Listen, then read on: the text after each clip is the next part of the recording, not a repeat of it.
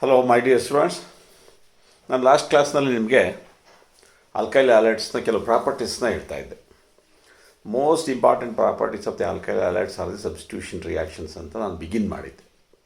ಅದರಲ್ಲಿ ಸ್ಪೆಸಿಫಿಕ್ಕಾಗಿ with aqueous NaOH or KOH ಅಂತ ಹೇಳ್ತಾ ಇದ್ದೆ, where it gets converted into alcohol. So ಇದರಲ್ಲಿ all of the reactions, most of the reactions are the nucleophilic substitution reaction. That means the halogen atom of the alkyl halide will be replaced by a nucleophile. A nucleophile may be a OH minus, maybe a CN minus, maybe NC or whatever it may be. So the nucleophilic substitution reactions are the common reactions of the alkyl halide.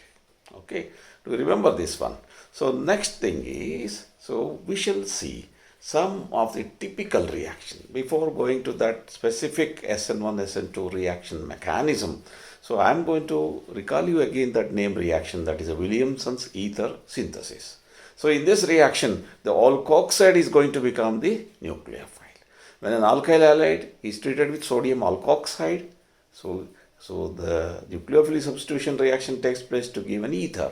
The reaction is called the Williamson's ether synthesis. I was talking about the importance of the ethers. ನೀವು last ಕ್ಲಾಸ್ನಲ್ಲಿ ಹೇಳ್ತಾ ಇದ್ದೆ ನಮ್ಗೆ ether ಎಷ್ಟು ಉಪಯೋಗ ಇದೆ ಅಂತ. ಅದರಲ್ಲಿ ಆಲ್ಕೈಲ್ ಹ್ಯಾಲೈಡ್ನ ಈಥರ್ ಪ್ರಿಪ್ರೇಷನ್ ಮಾಡೋದಕ್ಕೆ ಬಳಸಿ. Ether because ether is a solvent in the many of the organic reactions, many of the industries. Okay, organic solvents ಅಂದರೆ ಮೋಸ್ಟ್ ಕಾಮನ್ ಆರ್ಗ್ಯಾನಿಕ್ ಸಾಲ್ವೆಂಟ್ಸ್ ಅಂದರೆ ಅದು ಈಥರೇ ಆಗಿರುತ್ತೆ. Now we shall go to the mechanism of the nucleophilic substitution reaction. ನಾನು ಮತ್ತೆ ಹೇಳ್ತೀನಿ, mechanism ಅಂತಂದರೆ the step by step illustration of the chemical reaction. So these nucleophilic substitution reactions takes place in two mechanism. The one is SN1 reaction. I think you can see this one, it is SN1 reaction. So SN1 reaction means substitution. S stands for the substitution, N stands for the nucleophilic, and 1 stands for the unimolecular. I should say substitution nucleophilic, okay, unimolecular reaction. So a substitution nucleophilic unimolecular reactions. Okay, so let us see how or what kind of alkyl halides are going to follow this mechanism and what is the real mechanism of this reaction. Okay, so this reaction mechanism is followed by tertiary alkyl halide. Remember, this is followed by tertiary alkyl halide. I was talking about this, what are this tertiary, what are this secondary, what are this primary. Okay, the first point. So this mechanism is followed by tertiary alkyl halides. Secondly, this reaction takes place in two steps. It takes place in two steps. Okay, so it is followed by the two steps. For this reaction, even the weak nucleophile is enough. So weak nucleophile is sufficient to bring about this SN1 mechanism. Okay, and out of this, the one step is the slow step. That is the first one. The generation of the carbonium ion is the slow step, and that is going to determine the rate of the reaction. That means rate of this reaction is proportional to concentration of only alkyl halide. It is proportional to the concentration of only alkyl halide. So you know that law of mass, according to the law of mass action, the rate of this reaction depends upon only the concentration of the alkyl halide, not upon the concentration of the nucleophile. Remember, for SN1 reaction, the reaction is followed by tertiary alkyl halide. So it takes place in two steps, and it is given by the weak nucleophile. And of course, in this reaction, the rate of the reaction is proportional to only the concentration of the alkyl halide, not upon the concentration of the nucleophile. Let us see, the mechanism of this reaction. Remember, this reaction takes place in two steps. Okay, so what are those two steps? So how exactly that takes place? The step number 1. So for nucleophilic substitution reaction, step 1 is the generation of the nucleophile. So what is the generation of the nucleophile? So I am going to explain you with a particular example, that is tertiary, that is CH3, CCH3, CH3, and this alkyl halide. It may be a chloride, it may be a bromide, whatever it is. Okay, so let us see. So this is a tertiary alkyl, a tertiary butyl chloride. In the first step, this alkyl halide is going to ionize. It is going to ionize to generate the carbonium ion. The carbonium ion is tertiary carbonium ion. The positive charge is there on this carbon atom, so the carbonium ion is a tertiary carbonium ion. The other thing is that is Cl minus ion. This is the first step that takes place in SN1 mechanism. Let us see the next one, that is step 2. So in step 2, what happens? This carbonium ion, so formed, is attacked by the nucleophile. So what is that nucleophile here? That is the usually the aqueous potassium hydroxide is taken. So that aqueous potassium hydroxide, so the overall reaction we can write like this: CH3, CCH3, CH3 and Cl with KOH or NOH, NaOH, it gets converted into CH3, CCH3, CH3 and OH plus of Cl minus. Okay, or you can say KCl. Instead of writing Cl minus, I can write it as a KCl. So this is the overall reaction. This is the overall nucleophilic substitution reaction. So for this tertiary alkyl halide, it follows 2 steps. In the first step, this tertiary alkyl halide ionizes to give the carbonium ion. That carbonium ion is specifically known as the tertiary carbonium ion. Then in the second step, this tertiary carbonium ion is attacked by the nucleophile generated by this one K. OH gets converted into K plus and the OH minus. So that is the OH minus is acting as a nucleophile here. It attacks this carbonium ion and you will get CCH3, CH3 and OH. And of course, this is the second step. So this is how this reaction takes place. Remember, SN1 reaction is a 2-step process. SN1 reaction is given by the tertiary alkyl halide. Yes, for SN1 reaction, this nucleophile need not be from the KOH. Even from the ammonium hydroxide also it happens, because the reaction rate do not depends upon the concentration of the OH minus. Therefore, it is unimolecular. Therefore, the order of the reaction is 1. Okay, the rate of the reaction depends only on the concentration of the alkyl halide. Okay, so that is rate of the reaction is given by the and therefore for this particular reaction, the rate of the reaction is very specific. It depends upon the concentration of the only alkyl halide, not upon the concentration of the OH minus. This is the speciality of the SN1 reaction. This is the mechanism of the SN1 reaction. So, if they ask for the examination question that they explain the mechanism of the SN1 reaction, you should start like this. SN1 reaction is a substitution reaction. So, it is a nucleophilic substitution reaction. So, this follows the first order kinetics. The rate depends upon only the concentration of the alkyl halide. Therefore, it is called unimolecular or first order reaction. It takes place in 2 steps. In the first step, the nucleophile is generated. In the second step, the nucleophile, the carbonium ion generated. The first step, carbonium ion is generated. In the second step, carbonium ion is attacked by the nucleophile to get the product. Okay, so you have to cover all these 4 points for the SN1 reaction.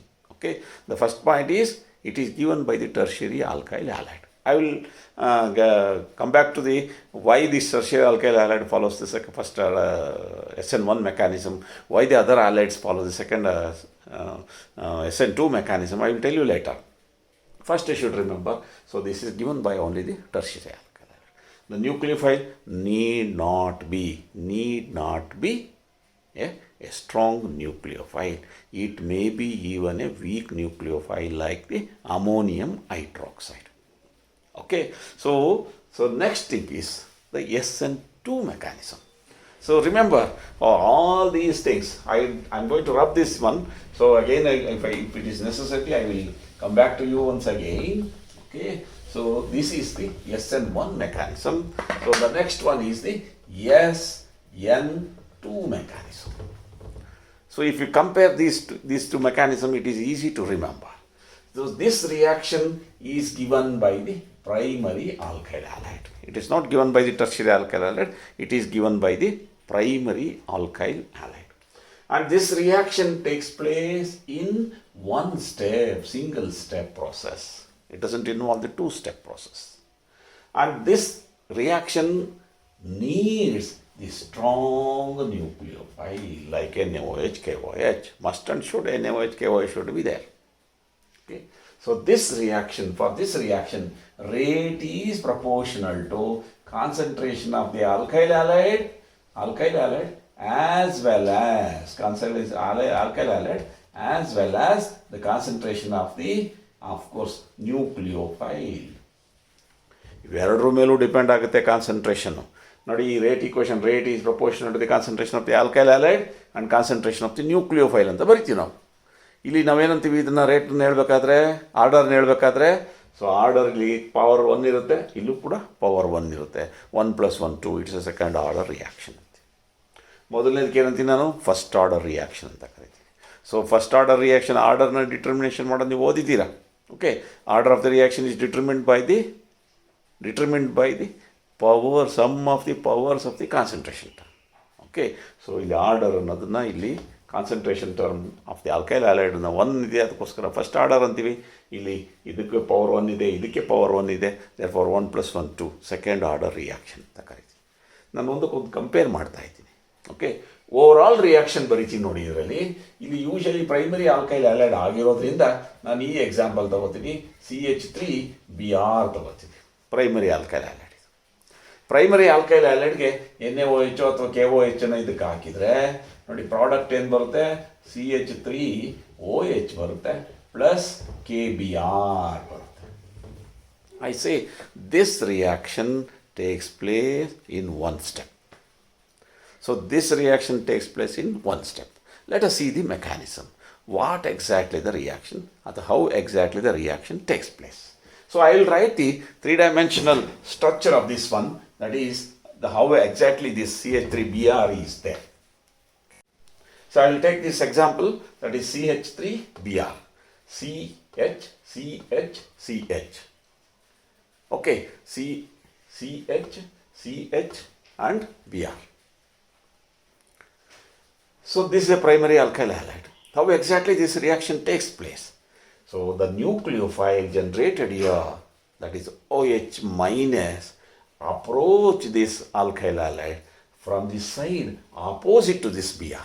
ಈ Br ಎಲ್ಲಿರುತ್ತೋ ಅದರ opposite ಸೈಡಿಂದ ಇದು approach ಮಾಡುತ್ತೆ. ಅಂದರೆ OH minus ಅನ್ನೋದು ಈ ಕಡೆಯಿಂದ approach ಮಾಡುತ್ತೆ. ಸೊ ಒನ್ಸ್ ಇಟ್ ಅಪ್ರೋಚಸ್, ನೋಡಿ ಒಂದು ಇಂಟರ್ಮೀಡಿಯೇಟ್ ಸ್ಟೇಜ್ ಕ್ರಿಯೇಟ್ ಆಗುತ್ತೆ. ಇಂಟರ್ಮೀಡಿಯೇಟ್ ಸ್ಟೇಜ್ ಅಂತಂದರೆ ಇತ್ತ ಪ್ರಾಡಕ್ಟು ಅಲ್ಲ, ಇತ್ತ ರಿಯಾಕ್ಟೆಂಟು ಅಲ್ಲ. ಓಕೆ, ಇಂಟರ್ಮೀಡಿಯೇಟ್ ಸ್ಟೇಜ್ ಹೇಗಿರುತ್ತೆ ನೋಡಿ, ಇಲ್ಲಿ OHಗೆ ಈ ಕಾರ್ಬನ್ ಸ್ವಲ್ಪ ಅಟ್ಯಾಚ್ ಆಗುತ್ತೆ. ಇದನ್ನು ಡಾಟೆಡ್ ಲೈನಲ್ಲಿ ತೋರಿಸ್ತೀನಿ. ಈ Hಗಳೆಲ್ಲ ಹಿಂಗೊಂದು ಹೆಚ್ಚು, ಹಿಂಗೊಂದು ಹೆಚ್ಚು, ಹಿಂಗೊಂದು ಹೆಚ್ಚು ಬರುತ್ತೆ. ನೆಕ್ಸ್ಟ್ ಈ Br ಕೂಡ ಡಾಟೆಡ್ ಲೈನಲ್ಲಿ ತೋರಿಸ್ತೀನಿ.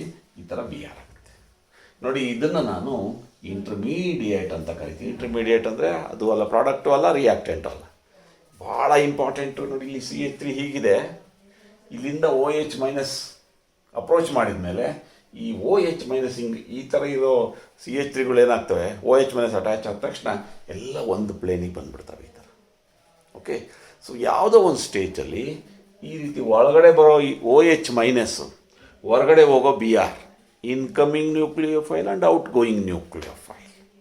ಇನ್ಕಮಿಂಗ್ ನ್ಯೂಕ್ಲಿಯೋಫೈಲ್ ಒಂದು ಕಡೆ, ಔಟ್ ಗೋಯಿಂಗ್ ನ್ಯೂಕ್ಲಿಯೋಫೈಲ್ ಒಂದು ಕಡೆ. ಅವು ಎರಡೂ ಸ್ವಲ್ಪ ಸ್ವಲ್ಪ ಅಟ್ಯಾಚ್ ಆಗಿರ್ತವೆ. ಅಂದರೆ ಒಂದು ಕಡೆ ಬರ್ತಾ ಇರೋ ನ್ಯೂಕ್ಲಿಯೋಫೈಲ್ ಅಟ್ಯಾಚ್ ಆಗುತ್ತೆ, ಅದು ಸ್ಟ್ರಾಂಗಾಗಿ ಇನ್ನೂ ಅಟ್ಯಾಚ್ ಆಗಿಲ್ಲ. ಇನ್ನೊಂದು ಕಡೆ ಹೋಗ್ತಾ ಇರೋ ನ್ಯೂಕ್ಲಿಯೋಫೈಲ್ ಇರುತ್ತೆ, ಅದು ಕೂಡ ಕಂಪ್ಲೀಟಾಗಿ ಬಿಟ್ಟು ಹೋಗಿರಲ್ಲ. ಇಲ್ಲಿ ಒಂದು ಸ್ಟೇಜ್ನಲ್ಲಿ ಬರ್ತಾ ಇರೋದು ಮತ್ತು ಹೋಗ್ತಾ ಇರೋದು ಸಮವಾಗಿ ಅರ್ಧ ಅಟ್ಯಾಚ್ ಆಗಿರ್ತವೆ. ಇದನ್ನು ಇಂಟರ್ಮೀಡಿಯೇಟ್ ಸ್ಟೇಜ್ ಅಂತ ಕರಿತೀವಿ. ನೆಕ್ಸ್ಟ್ ಮೊಮೆಂಟಲ್ಲಿ ಏನಾಗುತ್ತೆ, ಇದರಲ್ಲಿ ಬಿ ಆರ್ ಅನ್ನೋದು ಹೊರಗಡೆ ಹೋಗುತ್ತೆ, ಇಲ್ಲಿ ಓ ಎಚ್ ಅನ್ನೋದು ಈ ಕಡೆ ಬರುತ್ತೆ, ಸಿ ಇಲ್ಲಿ ಬರುತ್ತೆ, ಎಚ್ಗಳೆಲ್ಲ ಈ ಕಡೆ ತಿರುಗಿದ್ದ ಎಚ್ಗಳೆಲ್ಲ ಈ ಕಡೆ ತಿರುಗಿದ್ದ ಹೈಡ್ರೋಜನ್ಗಳೆಲ್ಲ ಆ ಕಡೆ ತಿರುಗಿಬಿಡ್ತವೆ. Okay, this is what happens in the case of the SN2 mechanism. ಎಲ್ಲ ರಿಯಾಕ್ಷನ್ಸು, ಎಲ್ಲ ಸ್ಟೆಪ್ಸು ಒಂದೇ ಒಂದು ಸ್ಟೆಪ್ನಲ್ಲಿ ನಡೆದು ಹೋಗುತ್ತೆ. ಸೊ ಈ ರಿಯಾಕ್ಷನ್ಗೆ ರೇಟ್ ಯಾವ್ಯಾವ್ದ್ರ ಮೇಲೆ ಡಿಪೆಂಡ್ ಆಗಿರುತ್ತೆ? Rate is proportional to concentration of the alkyl halide.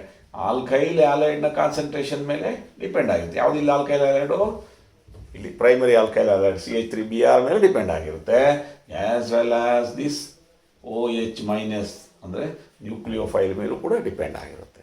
So ಇಲ್ಲಿ OH ಮೈನಸ್ ಮೇಲೂ ಡಿಪೆಂಡ್ ಆಗುತ್ತೆ, ಆಲ್ಕೈಲ್ ಹ್ಯಾಲೈಡ್ ಮೇಲೂ ಡಿಪೆಂಡ್ ಆಗುತ್ತೆ. So rate of the reaction is proportional to the concentration of the alkyl halide as well as the concentration of the nucleophile. Therefore, the order of the reaction is 2. The order of the reaction is 2. It follows the second order mechanism. Therefore, it is called bimolecular. SN2 ಹೇಳಬೇಕಾದ್ರೆ substitution nucleophilic ಬೈಮಾಲಿಕ್ಯುಲರ್ ಅಂತೀವಿ, ಇದು substitution nucleophilic ಯುನಿಮಾಲಿಕ್ಯುಲರ್ ಅಂತ ಕರಿತೀವಿ. ಈಗ ನಿಮಗೆ ಇವೆರಡೂ ರಿಯಾಕ್ಷನ್ಸ್ನ compare ಮಾಡಿ ಅರ್ಥ ಮಾಡಿಕೊಂಡ್ರೆ ಇನ್ನೊಂದಿಷ್ಟು ಗಟ್ಟಿಯಾಗಿರುತ್ತೆ. ಕೆಲವು ಸರಿ ಪರೀಕ್ಷೆನಲ್ಲಿ ಕಂಪ್ಯಾರಿಸನ್ನೇ ಕೇಳ್ತಾರೆ. List out the differences between the SN1 and SN2 reaction. Okay, what are the differences, what are the similarities, ಆ ಥರ ಕೇಳ್ತಾರೆ. ಡಿಫ್ರೆನ್ಸಸ್ನ ಹೇಳೋಣ. ಫಸ್ಟು ನೋಡಿ, SN1 ರಿಯಾಕ್ಷನಲ್ಲಿ ಟರ್ಷರಿ ಆಲ್ಕೈಲ್ ಹ್ಯಾಲೈಡ್ ಕೊಡ್ತವೆ, SN2 ರಿಯಾಕ್ಷನಲ್ಲಿ ಪ್ರೈಮರಿ ಆಲ್ಕೈಲ್ ಹ್ಯಾಲೈಡ್ ಕೊಡ್ತವೆ. SN1 ರಿಯಾಕ್ಷನ್ ಅನ್ನೋದು 2 ಸ್ಟೆಪ್ನಲ್ಲಿ ನಡೆಯುತ್ತೆ, SN2 ರಿಯಾಕ್ಷನ್ ಅನ್ನೋದು ಒಂದೇ ಸ್ಟೆಪ್ನಲ್ಲಿ ನಡೆಯುತ್ತೆ. SN1 ರಿಯಾಕ್ಷನ್ಗೆ ವೀಕ್ ನ್ಯೂಕ್ಲಿಯೋಫೈಲ್ ಕೂಡ ನಡೆಯುತ್ತೆ. ಅಂದರೆ ಸ್ಟ್ರಾಂಗ್ ಇದ್ರೆ ನಡೆಯಲ್ಲ ಅಂತಲ್ಲ, ಸ್ಟ್ರಾಂಗ್ ನಡೆಯುತ್ತೆ, ವೀಕು ಕೂಡ ನಡೆಯುತ್ತೆ. SN2ಗೆ need not be strong. It is not possible by the weak nucleophile. It needs the strong nucleophile. Strong nucleophile ಬೇಕೇ ಬೇಕು ಇದಕ್ಕೆ. ಸೊ SN1 ರಿಯಾಕ್ಷನ್ಗೆ 2 ಸ್ಟೆಪ್ನಲ್ಲಿ ನಡೆಯೋದ್ರಿಂದ ರೇಟ್ ಆಫ್ ದಿ ರಿಯಾಕ್ಷನ್ನು ಮೊದಲನೇ ಸ್ಟೆಪ್ ಮೇಲೆ ಡಿಪೆಂಡ್ ಆಗಿರುತ್ತೆ. ಅದನ್ನು ಸ್ಲೋ ಸ್ಟೆಪ್ ಅಂತ ಕರಿತೀವಿ. ಆ ಸ್ಲೋ ಸ್ಟೆಪ್, ಇಲ್ಲಿ ಈ ಸ್ಟೆಪ್ ಇದೆಯಲ್ಲ, ಮೊದಲನೇದು ನ್ಯೂಕ್ಲಿಯೋಫೈಲ್ ಕಾರ್ಬೋನಿಯಂ ಅಯಾನ್ ಜನ್ರೇಟ್ ಆಗೋದು, ಅದು ಸ್ಲೋ ಸ್ಟೆಪ್ ಇರುತ್ತೆ. ಆ ಸ್ಲೋ ಸ್ಟೆಪ್ ಇರೋದ್ರಿಂದ rate of the reaction, overall rate of the reaction depends upon the slow step. ಯಾವುದೇ ಆಗಲಿ ಕೆಮಿಕಲ್ ರಿಯಾಕ್ಷನಲ್ಲಿ, ಸೊ ಅದು ಯಾವ್ದಾದ್ರು ಒಂದು ಮ್ಯಾನುಫ್ಯಾಕ್ಚರಿಂಗ್ ಯೂನಿಟ್ನಲ್ಲಿ 2 ಸ್ಟೆಪ್ ಇದೆ ಅಂತ ಅಂದ್ಕೊಳ್ಳೋಣ. ಅಂದರೆ ಈಗ ಕಾರೋ, ಬೈಕೋ ಅಥವಾ ಇನ್ನೇನೋ ಮ್ಯಾನುಫ್ಯಾಕ್ಚರ್ ಮಾಡೋ ಇವನು ಪ್ರೋಸೆಸ್ನಲ್ಲಿ 2 ಸ್ಟೆಪ್ ಇದೆ ಅಂದರೆ, ಇದರಲ್ಲಿ ಓವರ್ಆಲ್ ಪ್ರಾಡಕ್ಟ್ ಹೊರಗಡೆ ಬರ್ಬೇಕಾದ್ರೆ, ಒಂದು ಬೈಕ್ ಮ್ಯಾನುಫ್ಯಾಕ್ಚರ್ ಮಾಡಬೇಕಾದ್ರೆ ಸೊ ಎಂಜಿನ್ ಮ್ಯಾನುಫ್ಯಾಕ್ಚರ್ ಮಾಡೋದು ಒಂದು ಸ್ಟೆಪ್, ಉಳಿದಿದ್ದೆಲ್ಲ ಮ್ಯಾನುಫ್ಯಾಕ್ಚರ್ ಮಾಡೋದು ಇನ್ನೊಂದು ಸ್ಟೆಪ್ ಅಂದ್ಕೊಳ್ಳೋದು. ಉಳಿದಿದ್ದೆಲ್ಲ ಮ್ಯಾನುಫ್ಯಾಕ್ಚರ್ ಮಾಡೋದನ್ನ ಬೇಗ ಮಾಡಿಬಿಡ್ತಾರೆ. ಓಕೆ, ಎಂಜಿನ್ ಮ್ಯಾನುಫ್ಯಾಕ್ಚರ್ ಮಾಡೋದು ಸ್ವಲ್ಪ ನಿಧಾನವಾಗಿ ಮಾಡ್ತಾರೆ. ನಮ್ಗೆ ಎಷ್ಟು ವೆಹಿಕಲ್ಗಳು ಹೊರಗೆ ಬರುತ್ತೆ ಅಂತಂದರೆ, ಎಷ್ಟು ಎಂಜಿನ್ ಮ್ಯಾನುಫ್ಯಾಕ್ಚರ್ ಆಗ್ತೋ ಅಷ್ಟೇ ಹೊರಗಡೆ ಬರೋದು. ಅಂದರೆ out of 2 steps the slow step is going to determine the formation of the product. ಅದಕ್ಕೋಸ್ಕರ ಇದರಲ್ಲಿ ಆಲ್ಕೈಲ್ ಹ್ಯಾಲೈಡ್ ಕಾರ್ಬೋನಿಯಂ ಅಯಾನ್ ಆಗೋ ಸ್ಟೆಪ್ ಸ್ಲೋ ಇದೆ, ಫಸ್ಟ್ ಸ್ಟೆಪ್ಪು, ಅದ್ರ ಮೇಲೆ ಮಾತ್ರ ಡಿಪೆಂಡ್ ಆಗುತ್ತೆ. ಅದಕ್ಕೋಸ್ಕರ ಇದು ಫಸ್ಟ್ ಆರ್ಡರ್ ಕೈನೆಟಿಕ್ಸ್ನ ಫಾಲೋ ಮಾಡುತ್ತೆ, ಯುನಿಮಾಲಿಕ್ಯುಲರ್ ರಿಯಾಕ್ಷನ್ ಅಂತ ಕರಿತೀವಿ. SN2 ರಿಯಾಕ್ಷನ್ಸ್ನಲ್ಲಿ ಏನಾಗುತ್ತೆ, it needs A very strong nucleophile. ಅಂದರೆ ಒಂದು ನ್ಯೂಕ್ಲಿಯೋಫೈಲ್ನ ಹೊರಗಡೆ ತಳ್ಳಿ ಇನ್ನೊಂದು ನ್ಯೂಕ್ಲಿಯೋಫೈಲ್ ಬಂದು ಸೇರ್ಕೋಬೇಕು. ಅದಕ್ಕೋಸ್ಕರ ಈ ನ್ಯೂಕ್ಲಿಯೋಫೈಲ್ ಸ್ಟ್ರಾಂಗ್ ಇರಬೇಕು ಅಂತೀವಿ. ಅಟ್ ಎ ಟೈಮ್ ಒಂದು ನ್ಯೂಕ್ಲಿಯೋಫೈಲ್ ಬಂದು ಸೇರ್ಕೊಳ್ಳುತ್ತೆ, ಇನ್ನೊಂದು ನ್ಯೂಕ್ಲಿಯೋಫೈಲ್ ಹೊರಗಡೆ ಹೋಗುತ್ತೆ. ಸೊ ಆದ್ದರಿಂದ rate of the reaction depends upon both these alkyl halide as well as the nucleophile. ಇದು ನ್ಯೂಕ್ಲಿಯೋಫೈಲ್ ಮತ್ತು ಇದು ಆಲ್ಕೈಲ್ ಹ್ಯಾಲೈಡ್, ಎರಡರ ಮೇಲೂ ಡಿಪೆಂಡ್ ಆಗಿರುತ್ತೆ. ಸೊ ಅದಕ್ಕೋಸ್ಕರ order of the reaction is 1+1, that is second order reaction. It is also known as the bimolecular reaction ಅಂತ ಕರಿತೀವಿ. ಹೌದಾ? ಸೊ ಇದನ್ನು ನೀವು ಎಕ್ಸ್ಪ್ಲೈನ್ ಮಾಡಿ. Explain the mechanism of SN2 ಅಂತಂದರೆ you should start from the SN2 reactions. So primary alkyl ಹ್ಯಾಲೈಡಿಂದ ಕೊಡುತ್ತೆ, ಇದು ಒಂದೇ ಸ್ಟೆಪ್ನಲ್ಲಿ ನಡೆಯುತ್ತೆ. ಇದಕ್ಕೆ ಸ್ಟ್ರಾಂಗ್ ನ್ಯೂಕ್ಲಿಯೋಫೈಲ್ ಬೇಕೇ ಬೇಕು. ಇದರಲ್ಲಿ rate of the reaction alkyl halide ಮೇಲೂ ಡಿಪೆಂಡ್ ಆಗುತ್ತೆ ಮತ್ತು ನ್ಯೂಕ್ಲಿಯೋಫೈಲ್ ಮೇಲೂ ಡಿಪೆಂಡ್ ಆಗುತ್ತೆ ಅಂತ ಹೇಳಬೇಕು. ಈ 4 ಪಾಯಿಂಟ್ ಹೇಳಿದ್ರೆ ನಿಮಗೆ 4 ಮಾರ್ಕ್ಸ್ನಲ್ಲಿ ಸಂಪೂರ್ಣ ಕೊಟ್ಬಿಡ್ತಾರೆ. ಸೊ ಅಂದರೆ ನೆಕ್ಸ್ಟ್ ಇದು ಸ್ಟೆಪ್ನಲ್ಲಿ ತೋರಿಸ್ಬೇಕು. This is overall reaction. ಇದು ಓವರಾಲ್ ರಿಯಾಕ್ಷನ್. ಇದು ಒಂದು ಸ್ಟೆಪ್ನಲ್ಲಿ ನಡೆಯೋ ರಿಯಾಕ್ಷನ್. ಮೊದಲು ಆಲ್ಕೈಲ್ ಹ್ಯಾಲೈಡ್ನಲ್ಲಿ ಹೈಡ್ರೋಜನ್ ಆಟಮ್ ಈ ಕಡೆ ಇರುತ್ತೆ, ನ್ಯೂಕ್ಲಿಯೋಫೈಲ್ ಬಂದು ತಳ್ಳಿದ ತಕ್ಷಣ ಸ್ವಲ್ಪ ಟೆಂಪ್ರರಿಯಾಗಿ ಒಂದು ಪ್ಲೇನಿಗೆ ಬರುತ್ತೆ. ಸೊ ನೆಕ್ಸ್ಟು ಅದು ಸ್ಟ್ರಾಂಗ್ ಆದಮೇಲೆ ಹೈಡ್ರೋಜನ್ಸ್ ಎಲ್ಲ ಆ ಕಡೆ ತಿರ್ಕೊಂಡ್ಬಿಡ್ತವೆ. ಒಂದು ಹೊರಗಡೆ ಯಾವುದು Br- ಅನ್ನೋದು ಹೊರಗಡೆ ಹೋಗುತ್ತೆ ಈ ಕೇಸ್ನಲ್ಲಿ. ಓಕೆ, ಸೊ ಇದು ಮೆಕ್ಯಾನಿಸಮ್. ಈಗ ಸ್ವಲ್ಪ ಇದ್ರ ಮೇಲೆ ಇನ್ನೊಂದಿಷ್ಟು ಇನ್ಫಾರ್ಮೇಷನ್ಸ್ ಆಯ್ತು, ಇನ್ನೊಂದಿಷ್ಟು ಡಿಸ್ಕಷನನ್ನು ಮಾಡೋದು. SN1 ರಿಯಾಕ್ಷನಲ್ಲಿ ಏನಾಗುತ್ತೆ, SN2 ರಿಯಾಕ್ಷನಲ್ಲಿ ಏನಾಗುತ್ತೆ. ನೀವು ನೋಡ್ಬೋದು, ಸ್ಟೀರಿಯೋ ಕೆಮಿಸ್ಟ್ರಿ ಬಗ್ಗೆ ಕೇಳಿದ್ದೀರ. ಸ್ಟೀರಿಯೋ ಕೆಮಿಸ್ಟ್ರಿ ಅಂತಂದರೆ 3 ಡೈಮೆನ್ಷನಲ್ ಸ್ಟ್ರಕ್ಚರ್. ಅಂದರೆ ಯಾವ್ಯಾವುದ್ರ ಕಡೆ ಓರಿಯಂಟೇಷನ್ ಆಗಿರುತ್ತೆ ನೋಡಿ. ಇದರಲ್ಲಿ ಹೈಡ್ರೋಜನ್ ಆಟಮ್ಸ್ ಈ ಕಡೆ ಇದೆ, Br ಈ ಕಡೆ ಇದೆ. ನೋಡ್ಬೋದು ನೀವು ಹೈಡ್ರೋಜನ್ ಆಟಮ್ಸ್ ಎಲ್ಲ ಹೀಗಿರುತ್ತೆ. ನಾನು ಮಾಡೆಲ್ಸ್ ಮಾಡಿ ತೋರಿಸ್ದಾಗೆಲ್ಲ ಹೇಳಿರ್ತೀನಿ ಈ ಕಡೆ ಇರುತ್ತೆ. ಇಲ್ಲಿಂದ OH- ಇಲ್ಲಿ ಅಪ್ರೋಚ್ ಮಾಡಿದ ತಕ್ಷಣ ಈ ಹೈಡ್ರೋಜನ್ ಆಟಮ್ಸ್ ಎಲ್ಲ ಒಂದು ಪ್ಲೇನಿಗೆ ಬಂದುಬಿಡ್ತವೆ ಈ ಥರ. ನೆಕ್ಸ್ಟ್ ಪ್ರಾಡಕ್ಟ್ ಆಗಬೇಕಾದ್ರೆ ಹೈಡ್ರೋಜನ್ ಆಟಮ್ಸ್ ಎಲ್ಲ ಆ ಕಡೆ ತಿರುಗ್ತವೆ. ಇನ್ನೊಂದು ಸರಿ ನೋಡಿ, ಹೈಡ್ರೋಜನ್ ಆಟಮ್ಸು ಈ ಕಡೆ ಇದ್ವು, ಈಗ ಆ ಕಡೆ ತಿರುಗಿತು. ಅಂದ್ರೆ ಅರ್ಥ ಏನು, ಶೇಪ್ ಈಗಿದ್ದಿದ್ದು ಸೊ ಏನಾಗಿ ಬದಲಾವಣೆ ಆಯಿತು, ಹೀಗಿದ್ದಿದ್ದು ಈಗಾಯಿತು. ಅರ್ಥ ಆಗ್ತಾ ಇದೆಯಾ? ಸೊ ಶೇಪ್ ಈಗಿತ್ತು, ಈಗಾಯಿತು. ಅಂದರೆ ಕಾನ್ಫಿಗರೇಷನ್ ಬದಲಾವಣೆ ಆಯಿತು. ನೀವು ಸ್ಟೀರಿಯೋ ಕೆಮಿಸ್ಟ್ರಿ ಬಗ್ಗೆ ಡಿಸ್ಕಸ್ ಮಾಡ್ಬೇಕಾದ್ರೆ ಹೇಳಿರ್ತೀವಿ, ಅದು ಪ್ಲಸ್ ಐಸೋಮರ್ ಆದರೆ ಪ್ರಾಡಕ್ಟ್ ಮೈನಸ್ ಐಸೋಮರ್ ಆಗುತ್ತೆ. ಅದು R ಐಸೋಮರ್ ಆದರೆ ಪ್ರಾಡಕ್ಟು S ಐಸೋಮರ್ ಆಗುತ್ತೆ. ಅದು D ಐಸೋಮರ್ ಆದರೆ ಅದು L ಐಸೋಮರ್ ಆಗುತ್ತೆ. ಇದನ್ನು ಸ್ಟೀರಿಯೋ ಕೆಮಿಸ್ಟ್ರಿ ಹೇಳ್ಬೇಕಾದ್ರೆ ಏನಂತೀವಿ ನಾವು, ಇದನ್ನು 100% ಇನ್ವರ್ಷನ್ ಆಫ್ ಕಾನ್ಫಿಗರೇಷನ್. ಆ ಇನ್ವರ್ಷನನ್ನು ಏನಂತ ಕರಿತೀವಿ ನಾವು, ವಾಲ್ಡನ್ ಇನ್ವರ್ಷನ್ ಅಂತ ಕರಿತೀವಿ. ಜ್ಞಾಪಕ ಇಟ್ಕೊಳ್ಳಿ. So in SN2 reactions there is a 100% inversion. That inversion is called Walden inversion. ನಾನು ಎಕ್ಸ್ಪ್ಲೈನ್ ಮಾಡಿ ಹೇಳಿದ್ದೀನಿ ನಾನು. ಸೊ ಈ ಥರ ಇರುತ್ತೆ. SN1 ರಿಯಾಕ್ಷನಲ್ಲಿ ಆ ಥರ ಅಲ್ಲ. ನಿಮಗೆ ನಾನು ಸ್ವಲ್ಪ ಅದನ್ನು ಸೈಡಲ್ಲಿ ತೋರಿಸ್ತೀನಿ. SN1 ರಿಯಾಕ್ಷನಲ್ಲಿ ಮಧ್ಯದಲ್ಲಿ ಈ ಥರದೊಂದು ಕಾರ್ಬೋನಿಯಂ ಅಯಾನ್ ಜನರೇಟ್ ಆಗುತ್ತೆ. SN1 ರಿಯಾಕ್ಷನ್ ಇದು ಕಾರ್ಬೋನಿಯಂ ಅಯಾನ್ ಜನರೇಟ್ ಆಗುತ್ತೆ. ಕಾರ್ಬನ್ ಮೇಲೆ ಪಾಸಿಟಿವ್ ಚಾರ್ಜ್ ಇರುವಂಥ ಅಯಾನ್ ಜನರೇಟ್ ಆಗುತ್ತೆ. ನೋಡಿ, ಕಾರ್ಬೋನಿಯಂ ಅಯಾನ್ ಜನರೇಟ್ ಆದರೆ ನೀವು ಫಸ್ಟ್ ಸೆಮ್ಮಲ್ಲಿ ಹೇಳಿದ್ದೀನಿ ನಾನೇ, ಟರ್ಷರಿ ಕಾರ್ಬೋನಿಯಂ ಅಯಾನ್. ಅದು ಟರ್ಷರಿ ಕಾರ್ಬೋನಿಯಂ ಅಯಾನ್ ಆಗಿರೋದ್ರಿಂದ ಅದರ ಸ್ಟ್ರಕ್ಚರು ಈ ಥರ ಪ್ಲೇನಾರ್ ಇರುತ್ತೆ. ಈ ಥರ ಪ್ಲೇನಾರ್ ನಿಮಗೆ ತೋರಿಸೋದಕ್ಕೆ ಈಗಿರುತ್ತೆ. ಆ CH3ಗಳು ಇಲ್ಲಿರುತ್ತೆ ನೋಡಿ. ಪ್ಲೇನಾರ್ ಇರೋವಂಥ ಒಂದು ಕಾರ್ಬೋನಿಯಂ ಅಯಾನ್ಗೆ ನ್ಯೂಕ್ಲಿಯೋಫೈಲ್ ಅನ್ನೋದು ಈ ಕಡೆಯಿಂದನಾರು ಅಟ್ಯಾಕ್ ಆಗ್ಬೋದು, ಈ ಕಡೆಯಿಂದನಾರು ಅಟ್ಯಾಕ್ ಆಗ್ಬೋದು. ಪ್ರಾಡಕ್ಟ್ ಬರಬೇಕಾದ್ರೆ ನ್ಯೂಕ್ಲಿಯೋಫೈಲ್ ಯಾಕೆಂದರೆ ಪ್ಲೇನಾರ್ ಇರುತ್ತೆ, 2 ಚಾನ್ಸ್ ಇರುತ್ತಲ್ಲ. ಇದರಲ್ಲಿ ಹಂಗಲ್ಲ, ಈ ಕಡೆಯಿಂದ ಅಟ್ಯಾಚ್ ಮಾಡೋಕ್ಕಾಗೋದೇ ಇಲ್ಲ. ಇದು ಯಾಕೆ ಹೇಳಿ, ಅಲ್ಲಿ ನ್ಯೂಕ್ಲಿಯೋಫೈಲ್ ಇದೆ, ಇನ್ನೊಂದು ನ್ಯೂಕ್ಲಿಯೋಫೈಲಲ್ಲಿ ಹೋದರೆ ರಿಫ್ಲೆಕ್ಟ್ ಆಗುತ್ತೆ. ಇಟ್ ರಿಬೌಂಡ್ ಆಗುತ್ತೆ. ಅದು ಅಟ್ರಾಕ್ಷನ್ ಇರಲ್ಲ, ರಿಫ್ಲೆಕ್ಷನ್ ಇರುತ್ತೆ ಅದಕ್ಕೆ ರಿಪಲ್ಷನ್. ಓಕೆ, ಸೊ ಈ ಕಡೆಯಿಂದ ಅಪ್ರೋಚ್ ಮಾಡೋಕ್ಕಾಗೋದೇ ಇಲ್ಲ. ನ್ಯೂಕ್ಲಿಯೋಫೈಲ್ ಅನ್ನೋದು ಅದರ ಆಪೋಸಿಟ್ ಸೈಡಿಂದ ಅಪ್ರೋಚ್ ಮಾಡಲೇಬೇಕದು. ಆಪೋಸಿಟ್ ಸೈಡಲ್ಲಿ ಅಪ್ರೋಚ್ ಮಾಡೋದ್ರಿಂದ ಕಾನ್ಫಿಗರೇಷನಲ್ಲಿ ಕಂಪ್ಲೀಟಾಗಿ ಇನ್ವರ್ಷನ್ ಆಯಿತು. ಅದಕ್ಕೋಸ್ಕರ 100% ಅಂತ ಕರ್ತೀವಿ. ಇದರಲ್ಲಿ ಹಂಗಲ್ಲ, 2 ಸ್ಟೆಪ್ನಲ್ಲಿ ನಡೆಯೋದ್ರಿಂದ ಮೊದಲನೇ ಸ್ಟೆಪ್ನಲ್ಲಿ ಒಂದು ಪ್ಲೇನಾರ್ ಕಾರ್ಬೋನಿಯಂ ಅಯಾನ್ ಇಲ್ಲಿ ಸೃಷ್ಟಿಯಾಗ್ಬಿಡುತ್ತೆ. ಪ್ಲೇನಾರ್ ಅಂದರೆ ಈ ಥರ, ನ್ಯೂಕ್ಲಿಯೋಫೈಲ್ ಅನ್ನೋದು ಹಿಂಗಾಗ್ಬೋದು ಮತ್ತು ಹಿಂಗಾಗ್ಬೋದು. ಹಾಗಾದರೆ ಪ್ರಾಡಕ್ಟ್ ಫಾರ್ಮೇಷನ್ ಆದಾಗ ನೋಡಿ 2 ಚಾನ್ಸ್ ಇರುತ್ತೆ. ಈ ಕಡೆಯಿಂದ ಅಟ್ಯಾಚ್ ಆದರೆ 1 ಚಾನ್ಸು, ಈ ಕಡೆಯಿಂದ ಅದಕ್ಕೆ ಅಟ್ಯಾಚ್ ಆದರೆ 1 ಚಾನ್ಸು. ಎಷ್ಟು ಚಾನ್ಸ್ ಇರುತ್ತೆ? 50-50 ಚಾನ್ಸ್ ಇರುತ್ತೆ.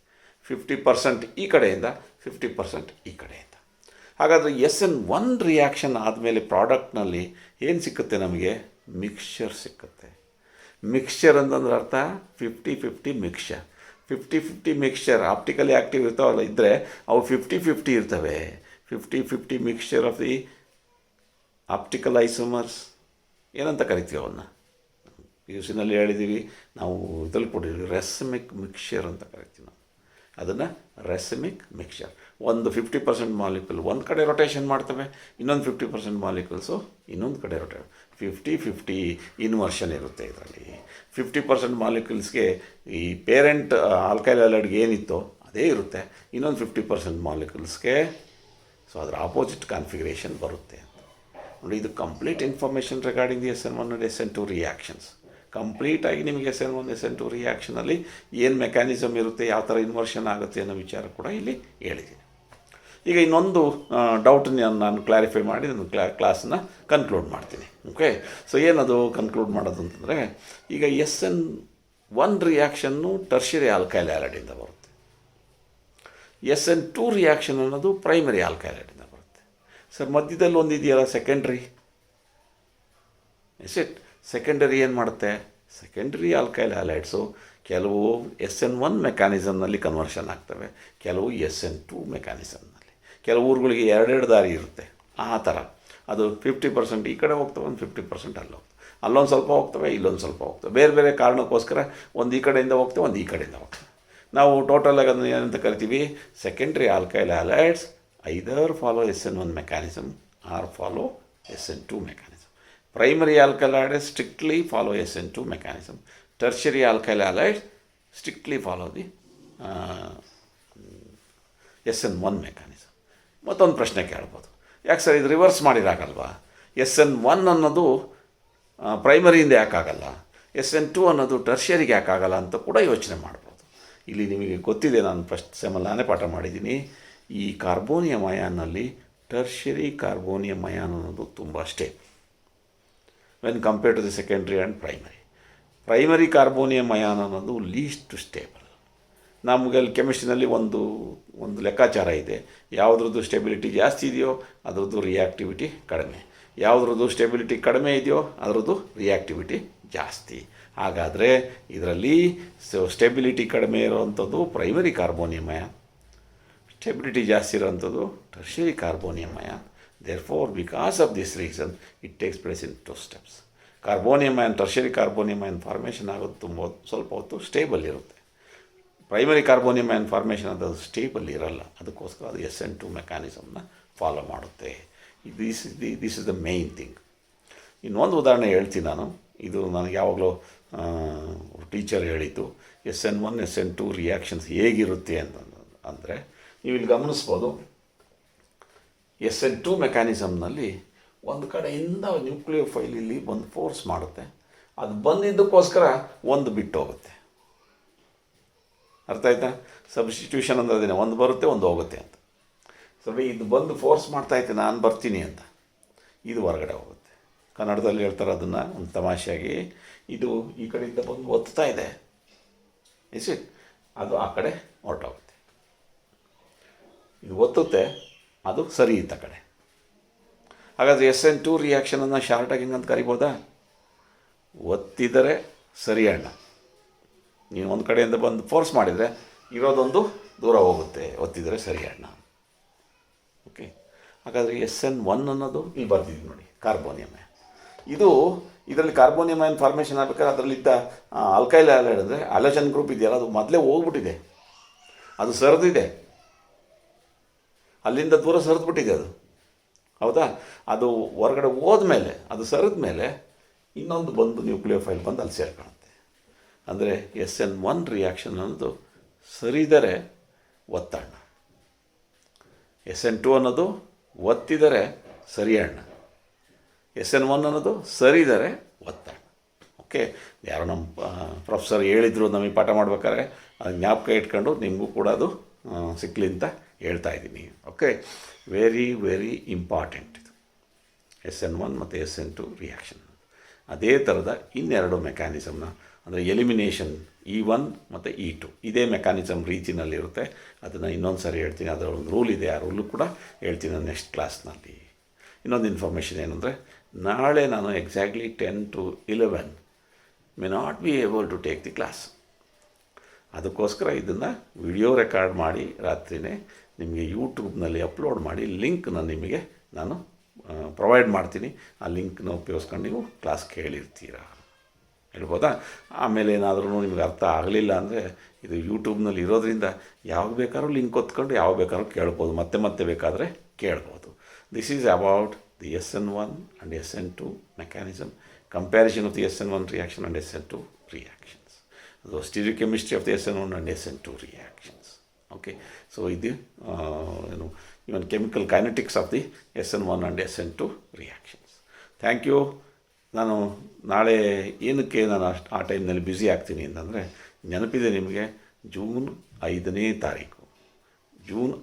ತಾರೀಕು ವಿಶ್ವ ಪರಿಸರ ದಿನ, ವರ್ಲ್ಡ್ ಎನ್ವಾರ್ನ್ಮೆಂಟ್ ಡೇ ಪ್ರಯುಕ್ತ ನಮ್ಮ ಕಾಲೇಜಿನಲ್ಲಿ 1-2 ಮರಗಳನ್ನ ಹಾಕೋದು ಅಂತ ಏರ್ಪಾಡು ಮಾಡ್ಕೊಂಡಿದ್ದೀವಿ. ಅದಕ್ಕೋಸ್ಕರ ಆ ಮರ ಹಾಕೋ ಕಾರ್ಯಕ್ರಮನ ಹಾಕ್ತೀವಿ. ಅದರ ಫೋಟೋನ ನಿಮ್ಮ ಗ್ರೂಪಿಗೆ ಕೂಡ ಹಾಕ್ತೀವಿ. ನೀವು ಕೂಡ ಏನಾದ್ರು ಸಾಧ್ಯ ಆದರೆ ಹಳ್ಳಿನಲ್ಲಿದ್ದರೆ ನಿಮ್ಮ ತೋಟದಲ್ಲೋ ನಿಮ್ಮ ಹೊಲದಲ್ಲೋ ಒಂದು ಗಿಡ ಹಾಕಿ, ಅಥವಾ 4 ಜನಕ್ಕೆ ಮರ ಹಾಕೋದ್ರ ಬಗ್ಗೆ ಮಾತಾಡಿ, ಪರಿಸರವನ್ನು ಮೈಂಟೈನ್ ಮಾಡೋದಕ್ಕೆ ಏನು ಸಾಧ್ಯವೋ ಅದನ್ನು ಮಾಡಿ. ಮನೆ ಮುಂದೆ ನೀವಿರುವಂಥ ಜಾಗ ಪರಿಸರ ಚೆನ್ನಾಗಿರೋದಕ್ಕೆ ನೋಡ್ಕೊಳ್ಳಿ. ಪಬ್ಲಿಕ್ ಪ್ಲೇಸ್ನಲ್ಲಿ ಯಾರಾದರೂ ಪರಿಸರವನ್ನು ಹಾಳು ಮಾಡ್ತಿದ್ರೆ ತುಂಬ ನಮ್ರತೆಯಿಂದ ಅದನ್ನು ಅವ್ರಿಗೆ ತಿಳಿಸಿ ಹೇಳ್ಕೊಡಿ. ಮಕ್ಕಳಿದ್ದರೆ ಅವರಲ್ಲಿ ಸ್ವಲ್ಪ ಅವೇರ್ನೆಸ್ನ ಕ್ರಿಯೇಟ್ ಮಾಡಿ. ಮಳೆ ಬಂದಿದೆ, ಪರಿಸರದ ದಿನ ಯಾವತ್ತೂ ಇಷ್ಟೊಂದು ಚೆನ್ನಾಗಿ ಮಳೆ ಬರ್ತಿರಲಿಲ್ಲ. ಅದಕ್ಕೋಸ್ಕರ ನಾವು ನಾಳೆ ಮರಗಳನ್ನ ಹಾಕಬೇಕು ಅಂತ ತೀರ್ಮಾನ ಮಾಡಿದ್ವಿ. ನಿಮ್ಮದು ಕೂಡ ಆರೈಕೆ ಇರಲಿ. ನಾಳೆ ಅಂತಂದರೆ ನೀವು ಕ್ಲಾಸ್ ಕೇಳೋ ದಿನ, ನೀವು ಕ್ಲಾಸ್ ಕೇಳೋ ಟೈಮ್ನಲ್ಲಿ ನಾವು ಮರ ಹಾಕ್ತಿರ್ತೀವಿ. Thank you very much. Meet you again. Next time ನಾನು ವಿಡಿಯೋ ಮಾಡ್ತೀನಿ ಅಥವಾ ಅದೇ ಲಿಂಕ್ನಲ್ಲಿ ನಿಮಗೆ ಸಿಗ್ತೀನಿ. Thank you.